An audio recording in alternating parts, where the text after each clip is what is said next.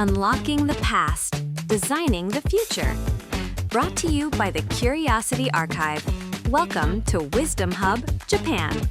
I'm Shiori, your librarian and guide. I hope you're all doing wonderful today. Once again, we're going to peel back the layers of a familiar concept and discover how its hidden wisdom can reshape the way we live. Likewise, Sakunoshin here. My greetings to one and all. I trust you are all in good spirits. You know, Sakunoshin, you're sitting even more upright than usual now that you're in front of the microphone. So you noticed. I must admit, this ritual of conveying one's soul through voice alone fills me with a tension akin to a life or death duel. Your enthusiasm is admirable, but you really should try to relax a little. After all, you were completely absorbed in maintaining your cyber katana until the very second we started recording. Indeed, keeping one's blade keen is the mark of a true warrior. However, Lady Shiori, this terminal fixed to my arm has been vibrating and making strange noises for some time now. Is this an enemy ambush? That is simply a system update notification. Just ignore it and it will finish on its own. Update? As I may have mentioned before, I cannot reconcile myself with this concept of one's inner workings being rewritten without permission. A warrior's skills should only be updated through blood, sweat, and tears. That is what defines a way of life. Prioritizing the process over logical efficiency. That is very you, Sakunoshin. Though that obsession is exactly why you spent 30 minutes wrestling with an ebook just yesterday to turn a single page. That was merely because the spirit I channeled into my fingertips was too intense. The screen simply could not withstand my raw aura. Well, I'm certainly looking forward to seeing how the main segment goes now. Oh, did Lady Shiori just offer a faint smile? Splendid. Then, with my burning soul, I shall cut through today's debate in a single stroke. I'm counting on it. Now then, let's move on to today's theme. Let's wind back the clock to early 1980s Japan. The creators of this phrase were the comedy duo 2-Beat, consisting of Beat Kiyoshi and Beat Takeshi, now world-renowned film director Takeshi Kitano. Back then, they were the ultimate mavericks of the comedy scene. Ah, so this was during the days when the great Kitano was still a wild comedian? What was their style like? It was brutal. It was dubbed Poison Gas Manzai. They completely upended the gentle, traditional comedy that came before them. They targeted the vulnerable, the elderly, children, and above all, social niceties, tatemae. Takeshi ruthlessly slashed through the pretty words adults teach children, like always follow the rules. I see. He stripped away the armor of public facade.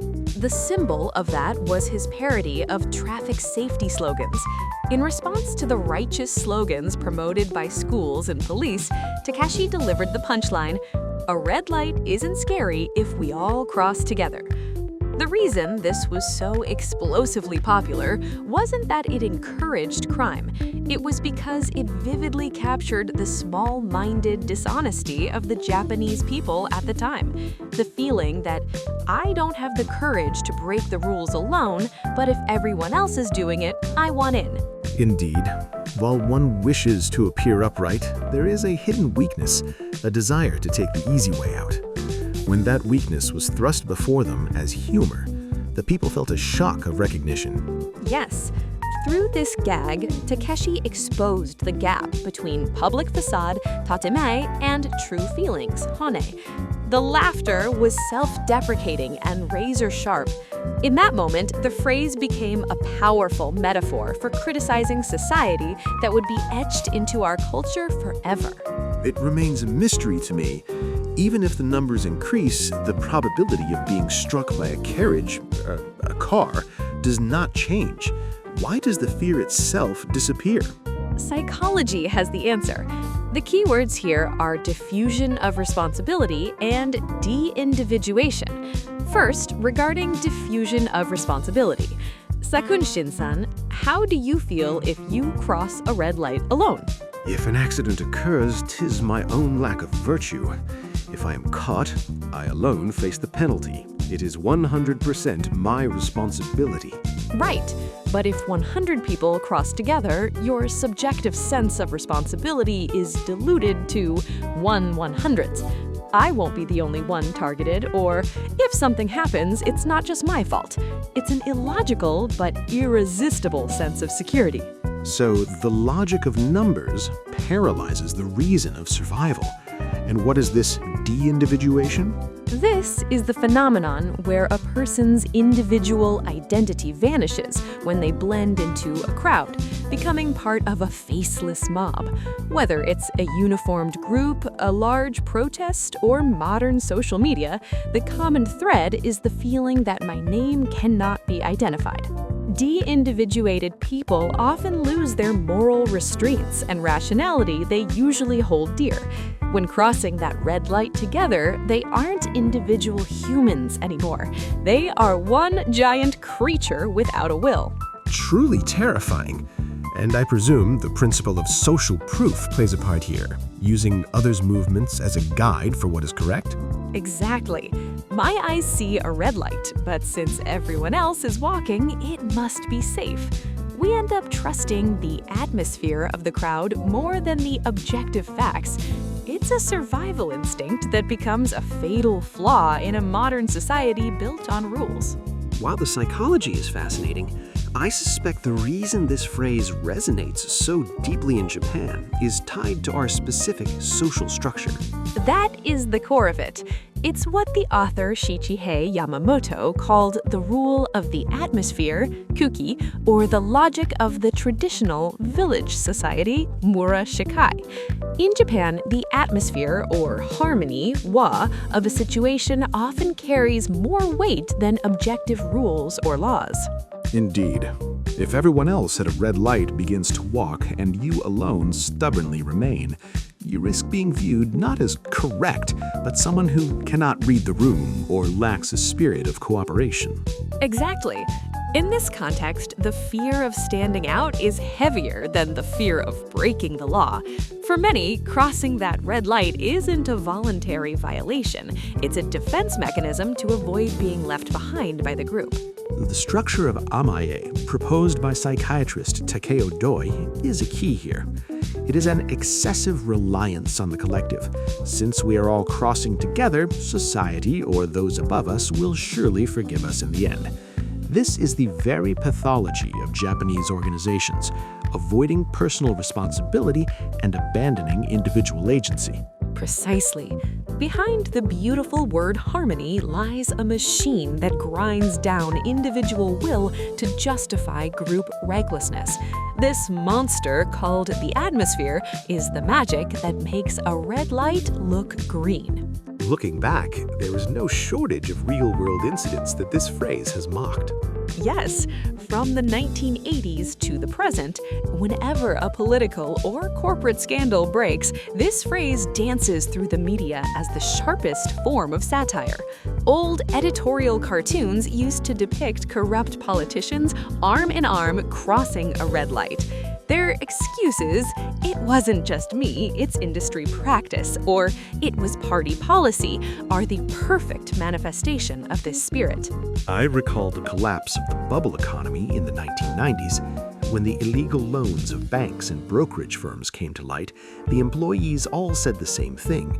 I was following orders, or other companies were doing it too.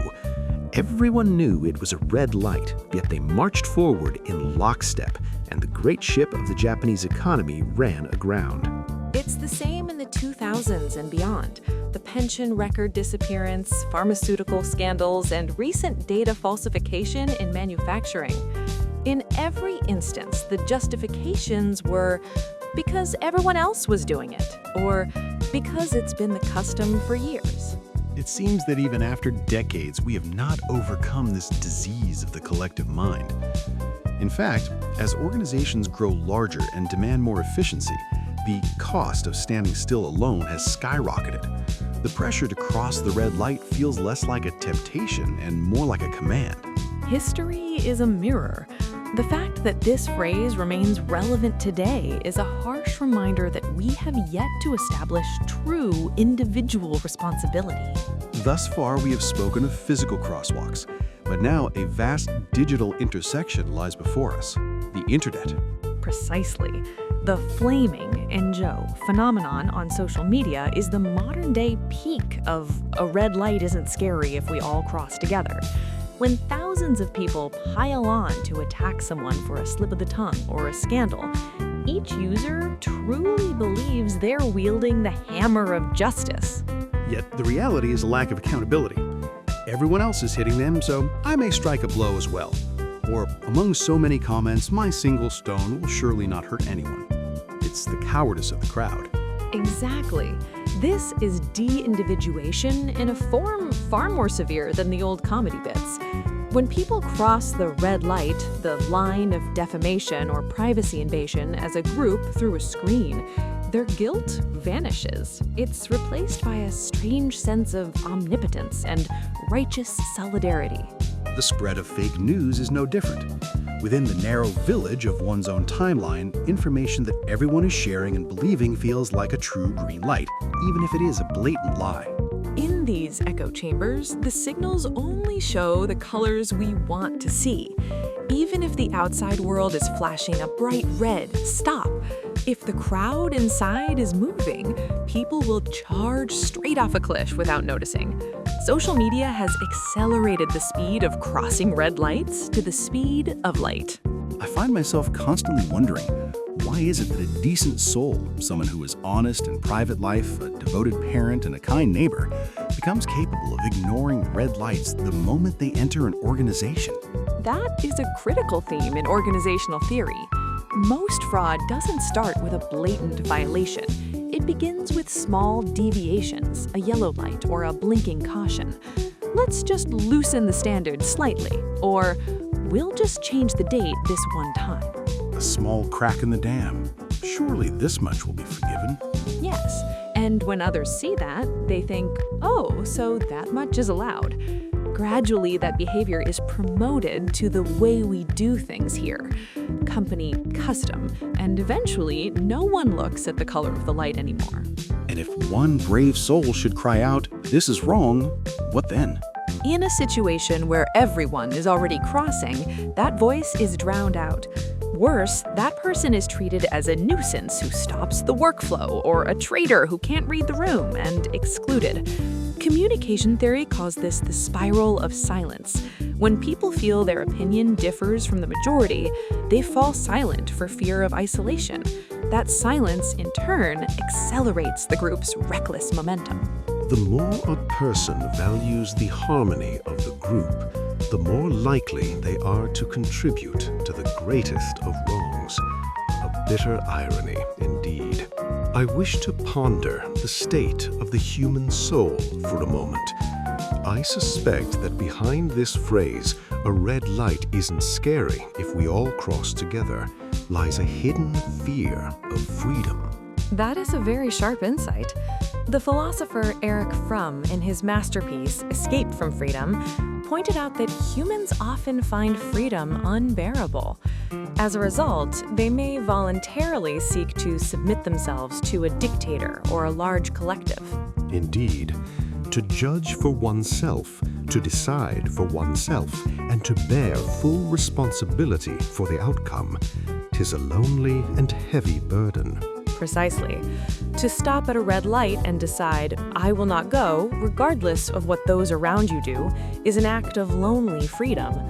On the other hand, crossing with everyone is an act of abandoning your own thought and delegating your judgment to others.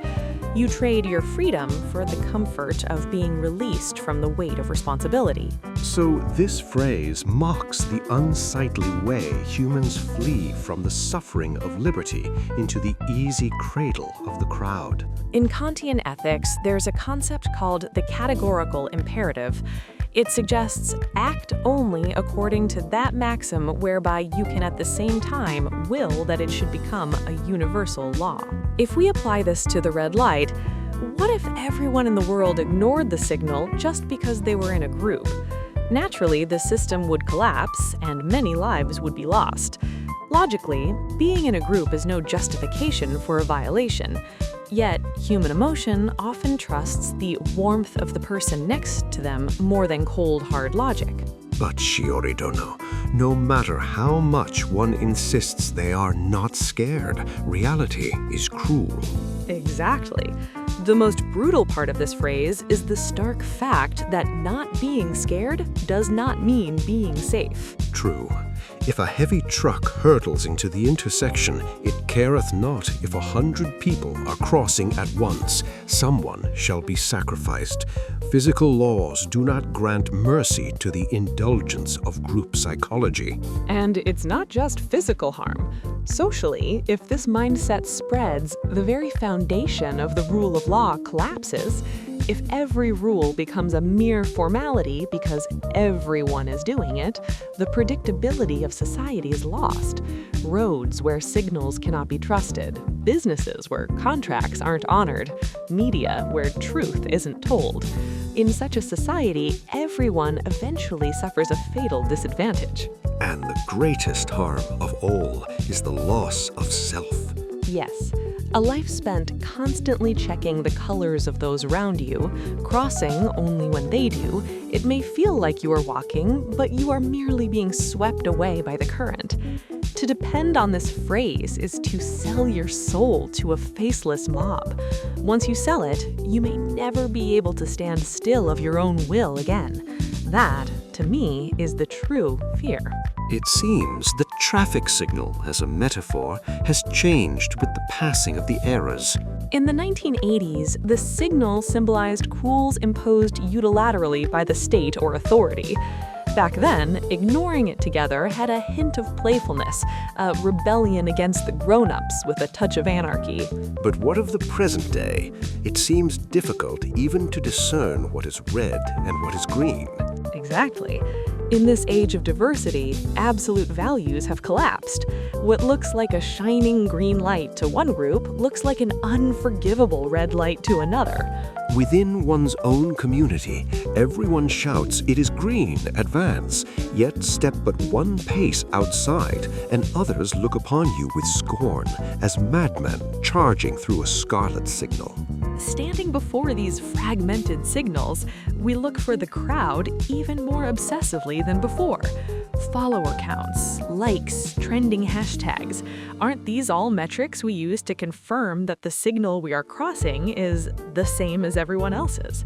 To feel not scared, we're desperately searching for a crowd running in our direction. This is the 21st century evolution of the phrase, lonelier and far more aggressive. Then, Shiori Dono, how can we escape this powerful curse? The answer is simple, but the execution requires agonizing effort. It is the courage to stand still before a red light, even if you are alone. To stand still while others run forward with cheers, that is a lonely prospect indeed. It is. But first, you need critical thinking. The power to think for yourself instead of swallowing information whole. You must separate the phenomenon of everyone is crossing and the objective fact that the light is red. Ask yourself, why are they crossing? What is the risk? What is the right choice for me at this moment? Do not lose these questions amidst the thundering footsteps of the crowd. Next, one must be prepared to embrace solitude. Yes, standing still alone means being left behind and looked at as an oddity. But that solitude is proof that you are maintaining your dignity as an individual. By casting off the cloak of the crowd, you become a quiet but firm wedge that may one day stop the group's reckless momentum. And finally, the acceptance of responsibility. Exactly. Own every consequence of your actions. Erase excuses like, he said so, or everyone was doing it, from your vocabulary. Even if, after much thought, you choose to cross that red light, it must be because you judged it necessary and accepted the risk, not because you were swept away. A red light isn't scary if we all cross together. Hearing it again, it feels like a great test Takeshi Dono has set for us. It really is. A fierce shout. Hey, you! Stop looking at the people around you and look at the signal with your own eyes. Stand on your own 2 feet. We face countless intersections in life. Careers, marriage, social media, politics. At every one, we check the crowd. But do not forget, even if everyone crosses together, the truck will not stop. Even if everyone crosses together, no one will take responsibility for your life. And if you only follow the crowd, you cease to be you. When you finish listening to this and find yourself at a crosswalk, look at the signal. Ask yourself, am I trying to find comfort in others? Am I pretending red is green? Even if the whole world starts to walk, if you see red, stay put. That courage will save you, and one day, it might save this society. It's okay to be scared of a red light. That fear is the evidence that you are living as a human, as an individual. One last thing. Should we not mention the merits and demerits of the laughter this phrase brings? You're right. This phrase gives us awareness, but it also allowed for a certain shamelessness, a blanket of cynicism covering society. Everyone's doing it, so don't be so stiff. It mocks the honest man as a fool and praises the dishonest as shrewd. It has surely fostered such warped values. But we must use these words not as a tool for cynicism, but as a tool for self-reflection. Don't just laugh and say, I've seen that. Maintain the sensitivity to feel the emptiness and danger that follows the laughter. This single line from the world of Manzai is the deepest mirror for us to see our true selves. I pray that the reflection in that mirror one day becomes something we can be proud of. With that, let us close today's script. That's all for today. Sakanoshin-san, thank you for your time. I have learned much. My thanks to you. Everyone, what color does the light of society look like to you right now? See you next time at the Curiosity Archive. Goodbye. Farewell.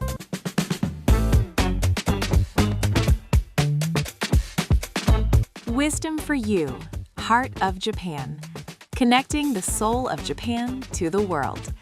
Thank you for joining us at Wisdom Hub Japan, brought to you by the Curiosity Archive.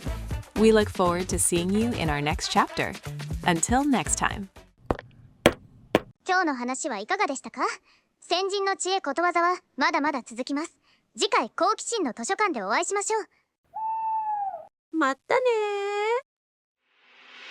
I know I've had my share of dead ends, it's a trend. Early mornings filled with regrets, bad feelings. Those days were fun, but now I hate it. I hate it. I never pinky swore on secrets, my lips sipped from anyone who ever loved me the same back. What's the point if you don't get that? I want it. Are you my last first kiss? I like your vibe if you're feeling this.